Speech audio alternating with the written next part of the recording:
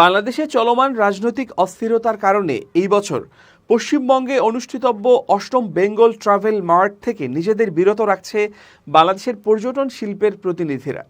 মঙ্গলবার থেকে শুরু হওয়া ৩ দিনের এই মেলায় অংশগ্রহণ করেছে প্রতিবেশী দেশ নেপাল এবং ভুটান, যা ভারতের পর্যটন শিল্পের নতুন সুযোগ সৃষ্টি করবে। ভারতীয় সংবাদ মাধ্যম টেলিগ্রাফ জানিয়েছে, এবারের মেলায় ভারতের বিভিন্ন রাজ্য, পশ্চিমবঙ্গ, নেপাল এবং ভুটান তাদের পর্যটন কেন্দ্রগুলো তুলে ধরবে। মেলার আয়োজন করেছে eastern Himalaya travel and tour operators association AHTTOA এবং এতে সহযোগিতা করেছে ভারতের পর্যটন মন্ত্রণালয়। বাংলাদেশের অংশগ্রহণ না করার বিষয়ে মেলার আয়োজক কমিটির চেয়ারম্যান সন্দীপন ঘোষ জানিয়েছেন, বাংলাদেশের বর্তমান রাজনৈতিক পরিস্থিতির কারণে বাংলাদেশ ট্যুর অপারেটর্স অ্যাসোসিয়েশন তাদের প্রতিনিধিদের BTM-এ অংশগ্রহণ থেকে বিরত থাকার সিদ্ধান্ত নিয়েছে। তিনি বলেন, এটি মেলার জন্য একটি দুঃখজনক পরিস্থিতি, তবে আমরা আশা করি ভবিষ্যতে পরিস্থিতি শান্ত হলে বাংলাদেশের পর্যটন শিল্প পুনরায় অংশগ্রহণ করবে। প্রসঙ্গত, বাংলাদেশের রাজনৈতিক পরিস্থিতি এরই মধ্যে ভারতের পর্যটন শিল্পে ব্যাপক প্রভাব ফেলেছে।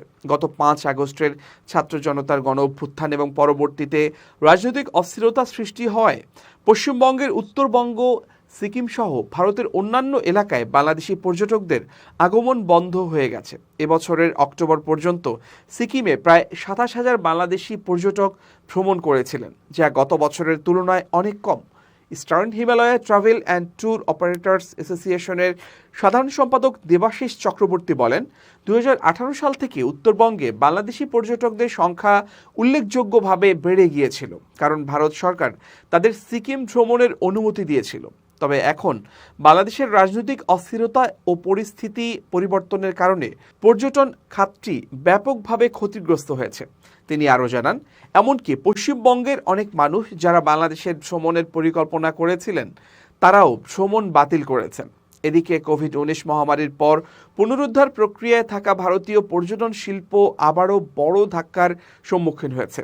এ অবস্থায় এবারের বেঙ্গল ট্রাভেল মার্টে মূলত ভুটান ও নেপালের পর্যটন শিল্পের প্রতি গুরুত্ব দেওয়া হবে। এ বিষয়ে দেবাশিস চক্রবর্তী বলেন, এবারের মেলায় প্রথমবারের মতো ভুটানের পর্যটন প্রতিনিধিরা অংশগ্রহণ করবেন। ভুটান ভারতের উত্তরবঙ্গের সাথে সীমান্ত শেয়ার করে, তাই আমাদের আশা ভুটান এবং নেপালের সীমান্ত পর্যটনে ভারতের সঙ্গে সহযোগিতা বাড়বে। নেপাল ট্যুরিজম বোর্ডের সিনিয়র ম্যানেজার সূর্য থাপালিয়া জানিয়েছেন, নেপালের পূর্বাঞ্চলের পর্যটন স্থানগুলো এই মেলায় তুলে ধরা হবে।